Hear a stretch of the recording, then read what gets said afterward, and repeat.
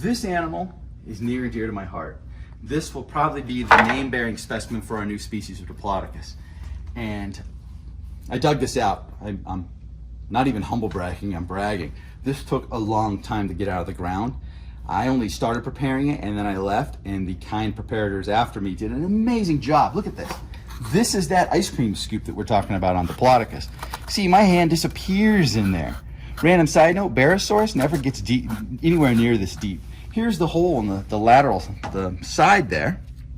And then if you step back here, the chevron facets. So the chevron bones go right in here. And what's great about this is these bones go to those bones, and there's a whole tail, well, 20 or so tail bones in articulation with the femur. We had the hind limb, the femur, tib, fib, and it goes right into the pelvis. The pelvis exists as well, which I believe is this block here. And all of this animal goes together. It's chunked right in, an incredible find, articulated. Now you often find the back half of these animals. And if you think about why for a moment, it'll make sense. The most amount of musculature, the most amount of tendons, ligaments, huge mass of flesh was wrapped around the hips and the legs and the base of the tail.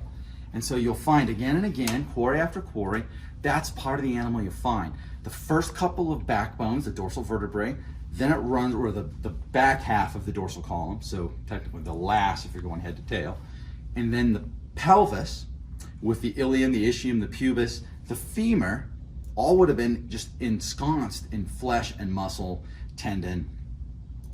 Then the back of the tail. And in this animal, the tail went back and it curved into the heel. So, bless the BYU crew, they went back year after year and they kept moving the hill back farther and farther, chasing this bone into the ground. There's stories, and I'm sure they're true, from the early days in the 1870s of the guys digging out in the dinosaur quarries that Charles Marsh worked with, for instance, where the dinosaur bone went into the hill, and they've gone back and considered mining. Brachiosaurus, the material that was found by Riggs, was one of those that went in, and then individuals went back and dug, and they found it ended. And so often that's the case. I've heard many a tale, Jim Jensen tells it, of numerous occasions where he was chasing the bone and it was flawless and it was going great, and he's got the right at the end of the cervical vertebrae, he's got the first cervical vertebra, which means the head's going to be the next thing, and there's a hill, and you dig down the hill 15, 20 feet high, you got to take all this effort, nothing. So paleontologists learn, let's try some mining. And they'll do short-term mine shafts into the hill about yay far, just trying to find it before you have to go back. Because if you think, if this is the hill and the dinosaur's out here and it keeps going, well, that's a lot of hill you got to take down. And you may not want to do that. The land, you not even be allowed to do it. You could be on public land where you can't just go making a scar on the side of the hill. That's not appropriate. Or is it legal? So the reality is, digging dinosaurs, I love it. It's a puzzle. The pieces can be anywhere. Imagine taking a puzzle, shaking it all up, having a little bit of it still together, putting it under your couch, and having part of the tail outside of the couch. Now you got to figure out, do I lift up the couch? Do I move the couch back? How do I get at the rest of my puzzle? Now nature is not in any hurry, so given enough time, it's going to dissolve that couch, and then you can see the rest of it. We live in human time. I don't have time to wait for a million years for it to take the rest of that hill out. So back in the old days, they used dynamite.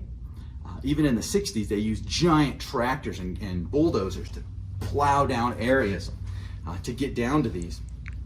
Nowadays, the technique's a lot more refined. We've got a lot better technique.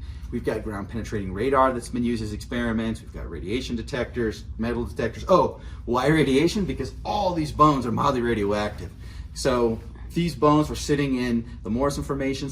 A lot of the dinosaurs were found in the 60s by people who were looking for uranium for the government, and they'd find these bones because the bones absorb the groundwater, and something happened, don't know what, geologically, to make this part of the world have extra radiation.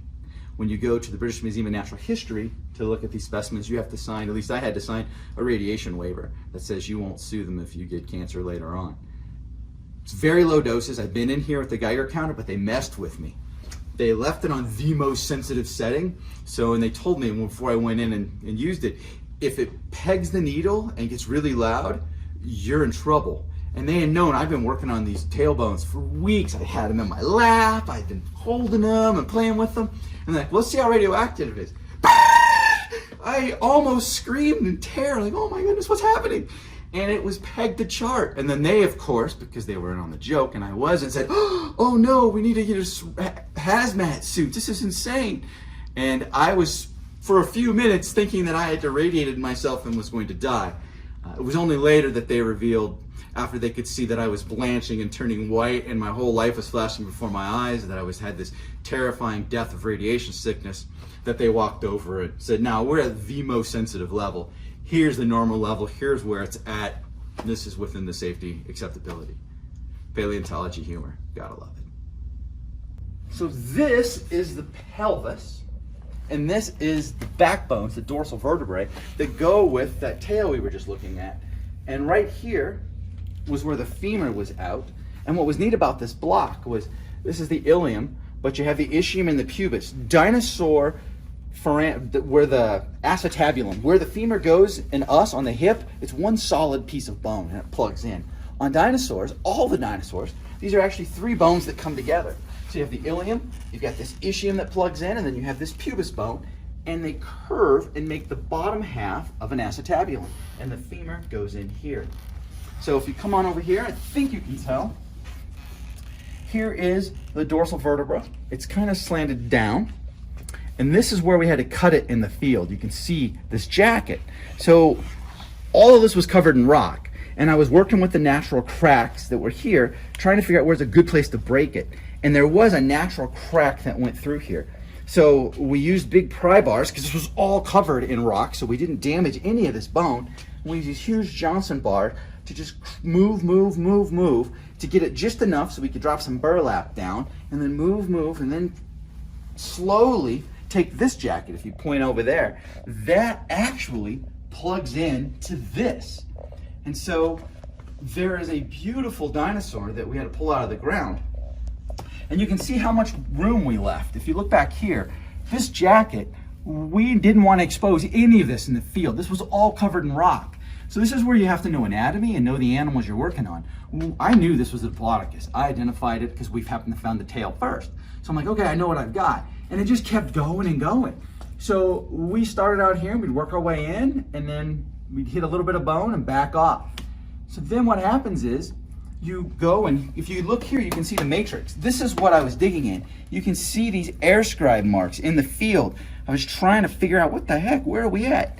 And then you layer it with the plaster. So burlap, plaster, and then another layer. Burlap, plaster, burlap, plaster. There's 4 layers of burlap and plaster on this jacket, because this is a big jacket. And we had to cover it. We didn't uncover any of this, just the top parts.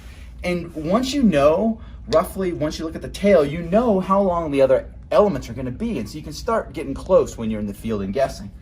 So we jacketed this whole monstrous jacket. It was covered in plaster. This thing weighs well over 2,000 pounds. It's probably the weight of a car. Now we got to get it out of the ground.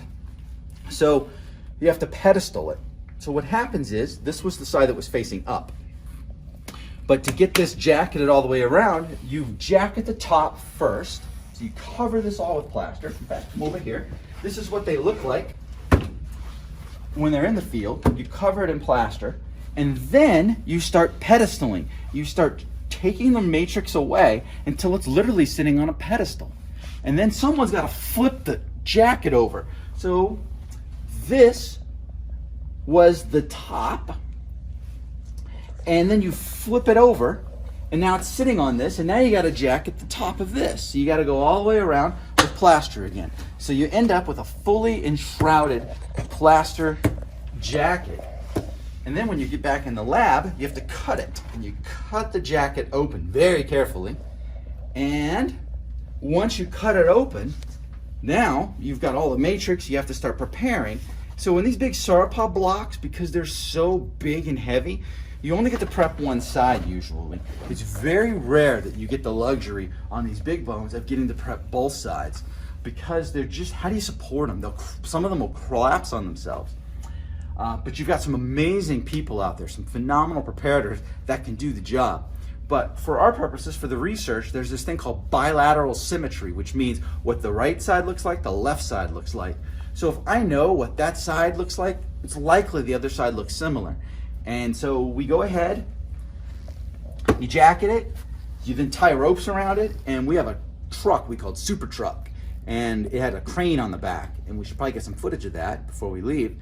So we would put the big jacket, throw it in get the crane up, and then pick it up, move it over, hope everything's all tied off.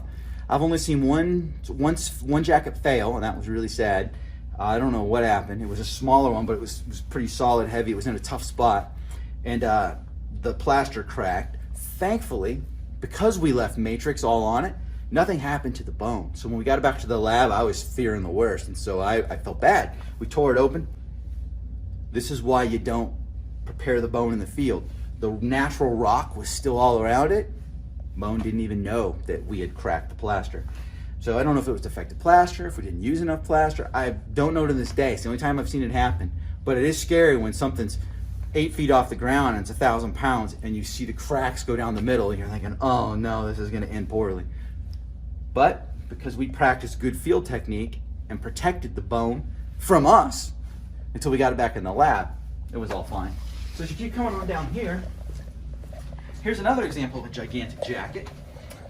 So this was found in this position, and so we knew we had the neural spines, and we kept finding as we went around bone, and then we realized, oh, we have a sacral complex. Okay, so what you're looking at here is this is pointing towards the heads that way. This is the front of a Chomarosaurus Sacrum.